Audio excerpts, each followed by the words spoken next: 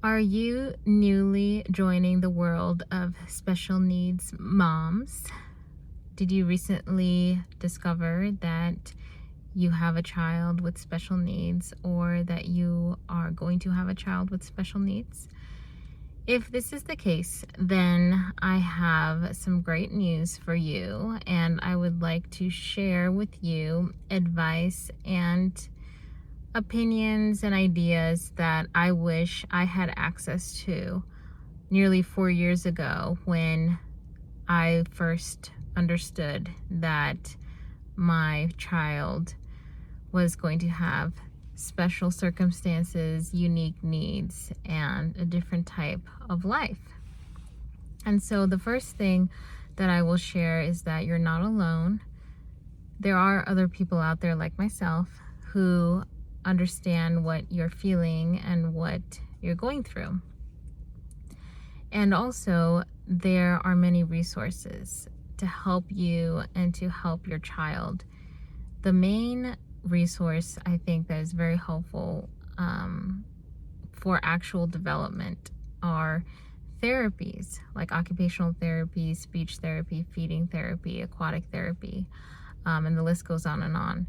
Beyond that, and beyond medical support in the form of qualified and educated and caring and kind physicians and surgeons, your partnership, if you're married or in a relationship, that individual is significantly important as well, because it is the marriage, it is the relationship, it is that love and support that is going to provide the foundation not only for you and your partner as individuals, but also for the environment that the child grows up in and develops in.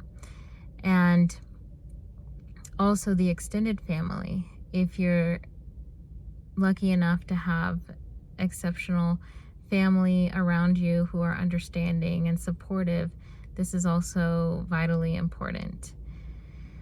Beyond that, having a career where you have the gift of being flexible and adapting, kind of modifying your schedule or modifying what your days might look like here and there, having that capacity in your career is also very important. Because there are going to be times where you might need to prioritize your child's appointments, medical appointments, therapy appointments. There are times you're going to want to speak to the doctors yourself, speak to the therapist yourself, observe what's going on, and having the flexibility to take that time to give to your child and to the care of your child is a nice gift to have worked into your schedule. And if your career can accommodate that, then that's great.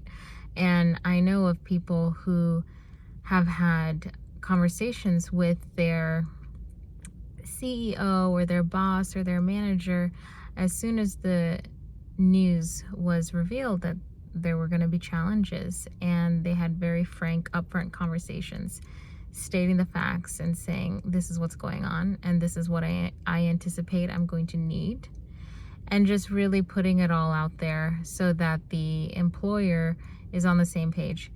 And I know for a fact that the employer will want to support you as an individual, because I do think that most employers care about the employees. But also, I think that there has been papers written about this, articles written about this, where when an employer shows generosity and support to an employee, that employee then, when they're able to, gives that back twofold, fivefold, tenfold, and the loyalty is then built.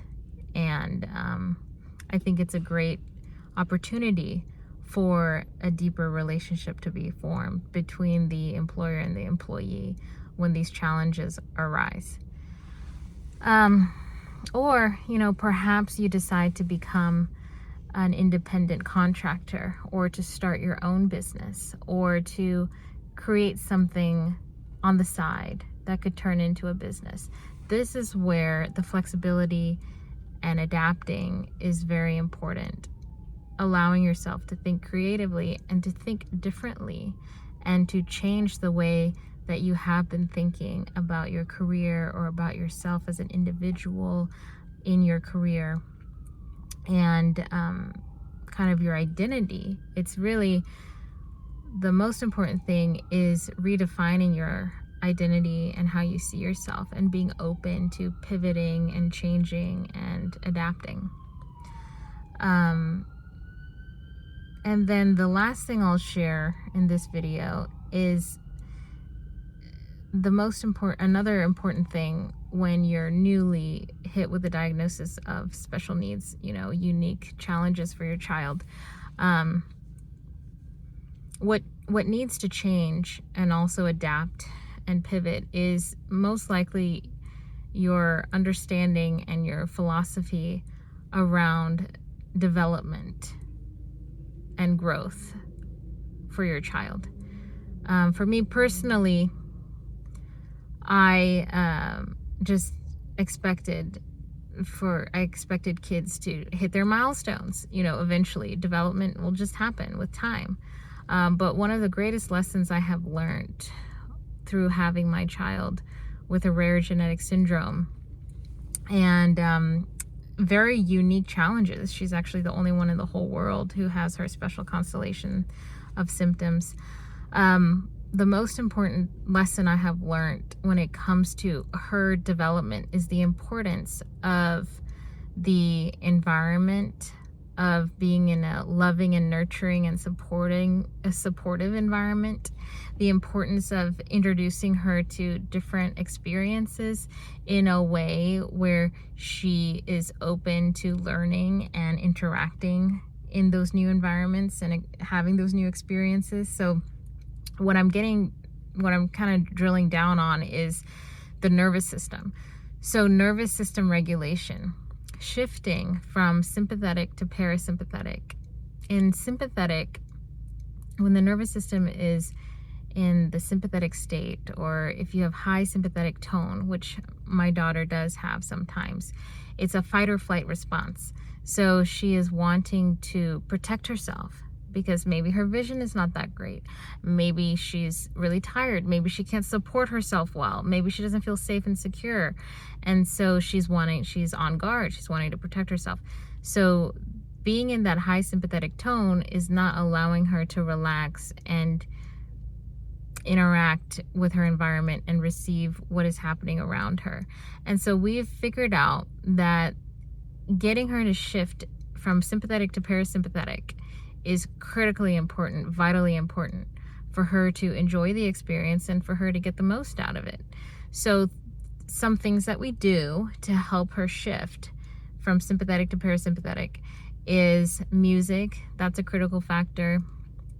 Having a trusted caregiver around her, either me or my husband or her teacher or someone who is with her all the time that she trusts. And also the therapists who work with her frequently, some of them have been working with her for 3 years now. And so this is, now she associates, okay, when I'm in this environment and I hear this voice or I see this person or I put these boots on, she can associate it with, okay, I know what I'm going to do. I can relax and I can do it. As long as she's not hungry or tired or, dealing with a cold or an ear infection or something like that. So other things that can help people shift from sympathetic to parasympathetic include deep breathing, calm and peaceful music, visualization, mental rehearsal. These are some strategies that we use in our surgical training as well. Visualization, mental rehearsal. And how do you get a child to do that? Maybe just talking them through what is happening. Like, okay, here we are.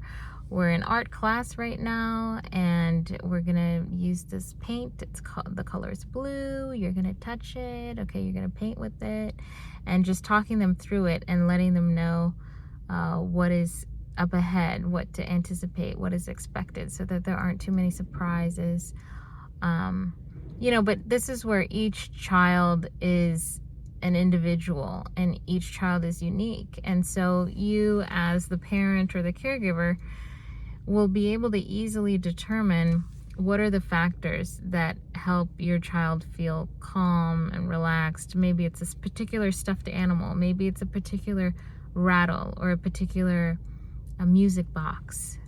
Those baby Einstein music boxes that play classical music. That was always a winner with us. You will identify the things that help. And then as you implement them, you'll be able to observe the strides that your child takes. And it is joyful. It inspires hope. These are really powerful moments, because in the beginning you feel like this is a death sentence, like life is over. But instead, what I'm here to tell you is that a new life begins. And all of these little moments, you should try to really lean into the joy and really count the wins and really celebrate the wins, because it's so easy to just brush over them, glaze over them. But as you start focusing on the incremental improvements, on the incremental changes, on the new things that you're learning about what your child likes and doesn't like and how you can help them, these are huge factors that impact the quality of your life, of your family's life, and of your child's life. Thank you.